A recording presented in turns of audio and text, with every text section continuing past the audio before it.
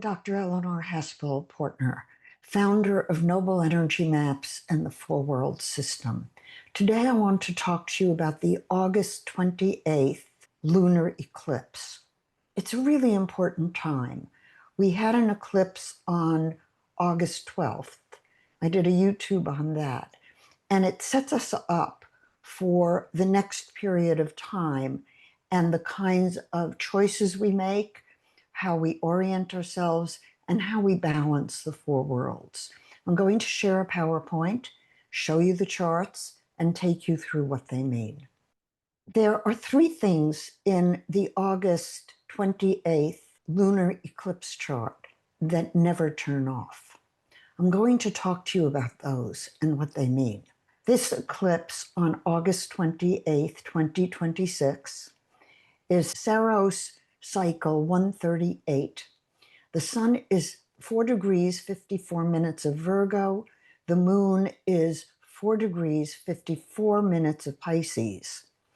The eclipse chart that I did is for 12:18 a.m. Eastern Daylight Time. I live in Mount Pleasant, South Carolina, and I do the charts for my time zone. We live in four worlds, and then we integrate the worlds. We live in a spiritual archetypal world, which is a world of our spirit, our soul, who we believe ourselves to be and know ourselves to be. The physical biological world is rather interesting because between the mental waking world and the physical biological world, those are the only two worlds that have a solar plexus. Emotional reactions take place because in our daily life, in our interactions, in our culture, at times we can't manifest, experience, express the core of who we are at the soul level. Whatever does not align gets locked into the physical biological body and is a lesson for us to clear. So the physical, biologic, and the mental waking world have solar plexus, emotional reactivity. In order to move to higher consciousness, we must transform that emotional reaction into compassion and love and understanding. The emotional angelic world is a world I've labeled as such because it's really intuitive, very splenic, knowing, relating and knowing when you know what you know, and nobody being able to tell you you don't know. And it interfaces with the spiritual archetypal world, bringing the dreams, the collective unconscious, the symbols, the understanding, the knowing through into our consciousness, if we so listen and pay attention. When we integrate all the worlds, then we are living in consciousness. One moment delineates all these worlds. So what we're looking at for the full moon of August 28th is the channels between the root and the solar plexus that are active in all layers. And that moment in time of the 28th includes all four body maps of the prenatal layer.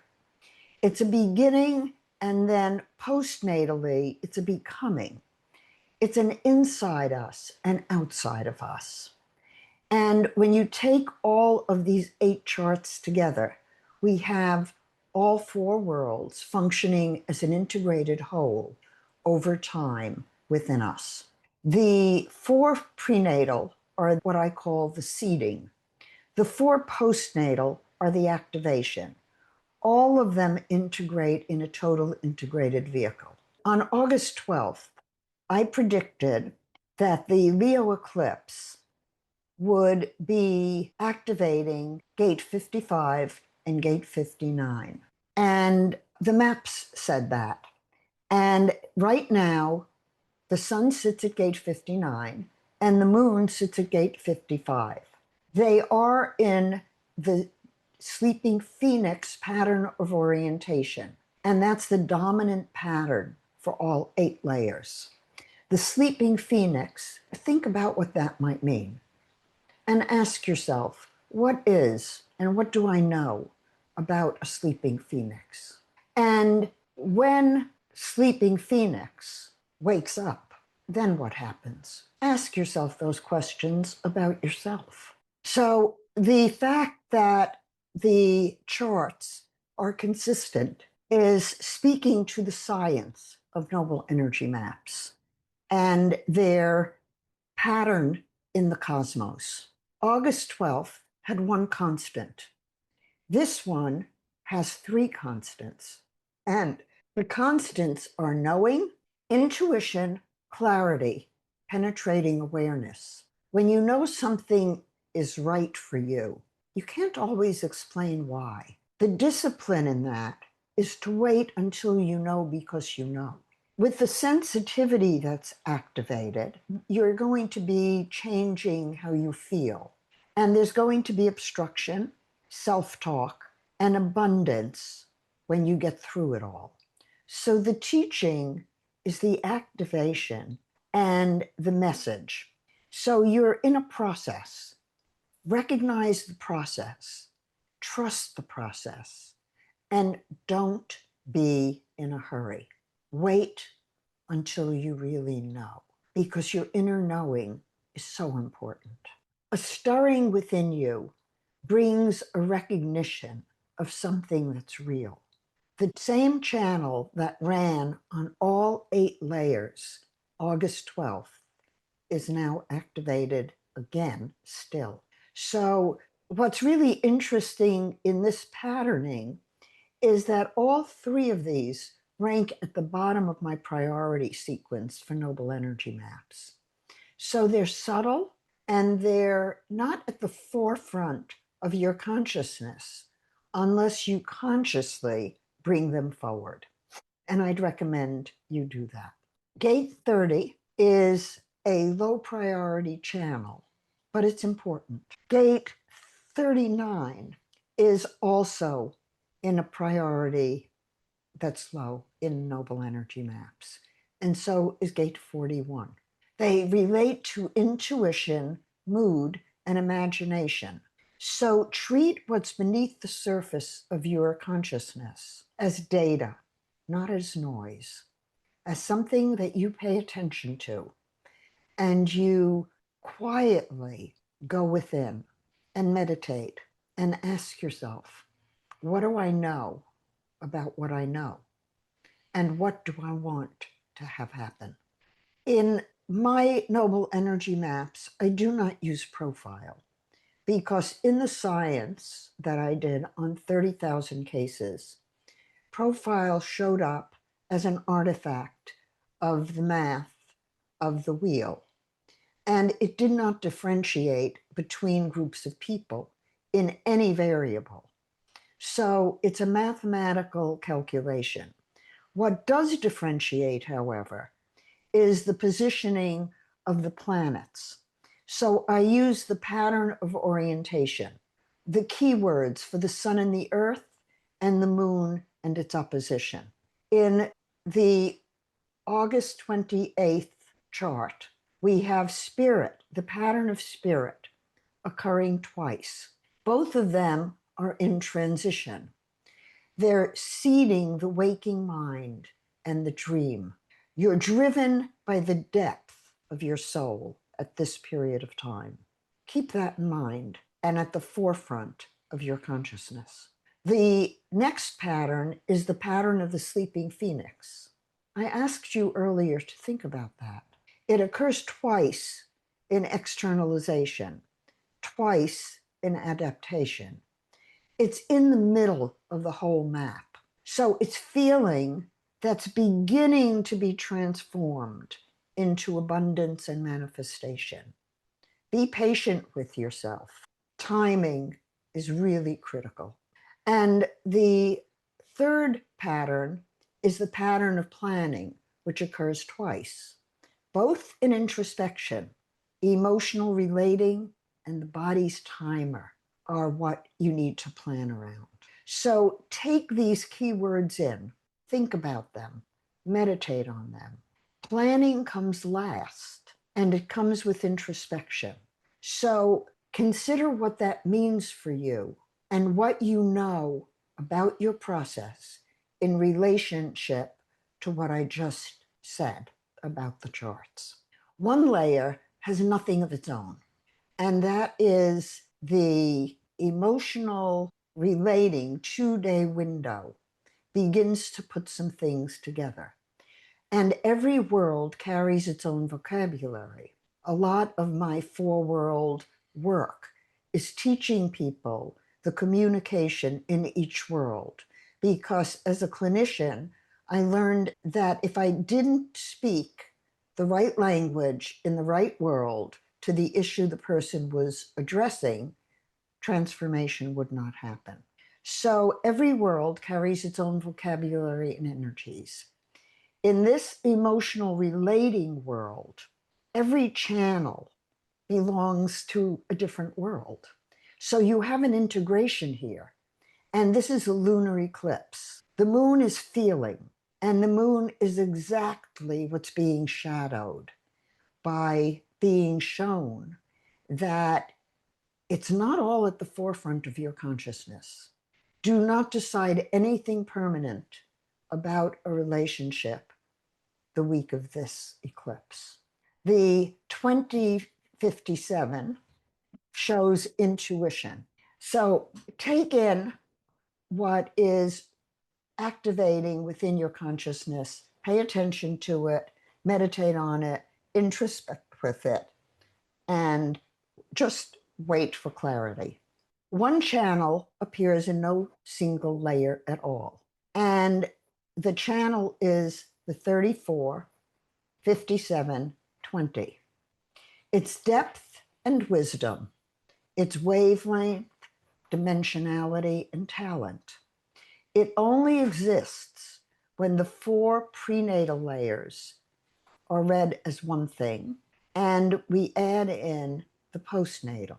So understanding arrives spontaneously with sensitivity to frequency that most people don't have, is part of what this 34, 57, 20, and the fact that it also is connecting the 48, 16, depth and wisdom. So what I say here is that the keynote is integrity. You're an integrated being. Don't be partial. Wait until things come together in you in a way that knowing resonates. And the channels are a high priority channel. And it's very important that you pay attention, because some things at this period of time only occur when you step back and have perspective. So I'm asking you to wait. The fact that it's 4 of 41 is very, very important. It's a high priority channel. It has a lot of power. And it does not appear in the August 28th chart. You have to wait. 3 months later, November 28th, is when things come to fruition from this period of time. Be patient. 3 separate channels, 3 registers, 1 instruction. Take it literally. Wait until your inner voice of truth speaks to you, and only then move and take action. This is the astrology chart. The light in the foundation, the shadow in the public. The foundation is the 4th house in the astrology wheel. The sun and Mercury are in Virgo. The south node is in Leo. The north node is in Aquarius, conjunct the moon in Pisces. So what does that say astrologically? Well, it says that the sun in Virgo is the foundation, sort of the base of a pyramid. It also says that the moon in Pisces in the 10th house is public, full-faced, and also shadowed because it's the moon. The fact that the North Node is conjunct the moon, says to me that this is an important time for who you are in your life, for who you show up as, and for the consciousness you bring to your relationships, your work, and the way you carry yourself. It's very interesting that August 12th asked what would be started, and this asks what has to be released. I want you to notice that Gemini is the ascendant, and Uranus is right on the ascendant in Gemini. The ruler of Uranus is Aquarius, and the nodes are related to the moon. So we have an interesting interaction here, an interaction that sort of says, with Pluto in the ninth house in Aquarius, make sure that you're living according to your values. Make sure what you're doing and contemplating in terms of manifestation of the next 3 months is something that touches your soul. And if you're in the wrong place right now with the wrong people, maybe you should consider where you want to be in November. Being in the wrong place for yourself on a soul level is damaging. The Dwads move in relationship to this axis. I studied Dwads because I read a book by Thirza Escobar describing what she called 144 doors. And what she explained is that each 30 degrees of an astrological wheel has another whole 360-degree zodiac in it. So every 2.5 degrees astrologically gives you a nuance, an undercurrent of another energy. And when I did that for the August 28th chart, you begin to see that the sun on its undercurrent is in Libra. Mercury and the Mars are in Scorpio. We have Virgo rising. So it's a Virgo Pisces axis of the sun and the moon that moves to the Libra Aries axis. So we have the Aries, and in the August 28th, we had Virgo Pisces. The Dwads show the underneath Gemini rising, a Virgo rising in the Dwad, but in our August 28th, it was Gemini. So you have interesting discernment underneath want to be grounded. And the Dwads resolved in the very first degrees of the zodiac. So when you read these together, we can say that you begin and then you're not alone. You're waiting, and you're waiting for what you know is coming and what you know can be. The Leo eclipse is the seeding. May 28th is when it began. It comes to fruition on August 28th, which then sets up an activation window that ends in November. So we're always operating in a 6-month period. The August 12th total eclipse fell inside this period, not a separate event. It's part of what's being seeded. And between August 28th and November 25th, we have no additional eclipse. The next one is in February. The sky said what it had to say, and what follows is 3 months of relative quiet where you're thinking, introspecting, and moving forward in integration. No eclipse falls between November 25th and the August 28th. It's time for you to work. Trust the quiet signals. Be intuitive. Trust your moods and your imagination. Pay attention to self-talk. On my blogs, there's one about self-talk, and it's a resource for some of my books. When you talk negatively to yourself, you're damaging yourself. Be kind and compassionate to yourself. You're a work in progress. We all are if we're here in an incarnation. Stop judging. Seek to become clear. Wait for your inner voice, and the channels on this period of time are all telling you the same thing. Stand back, look at the whole, don't look at the pieces. These eclipses are 16 days apart, but they're really one gesture. The Leo eclipse asked what begins, and this one is asking what is released. So I'm going to close this and stop the sharing and say to you that this cosmic time that we're living in can bring in a golden age for you. A lot depends on how all of us think and relate to each other. Be kind, be compassionate. Recognize that many people are struggling, and the struggle is within them. Certain external circumstances affect people, but ultimately, we make our own life and our own destiny, and we have a hand in it. This period of time tells you to take charge of yourself and your spirit. Thank you for listening. My website is nobleenergywellness.com. My books are on Amazon, and I do a regular webinar every Thursday at noon. There's a membership in school called the Four World Academy. I hope all of you will join and learn to be living in the four worlds in an integrated, soulful way. Thanks for listening.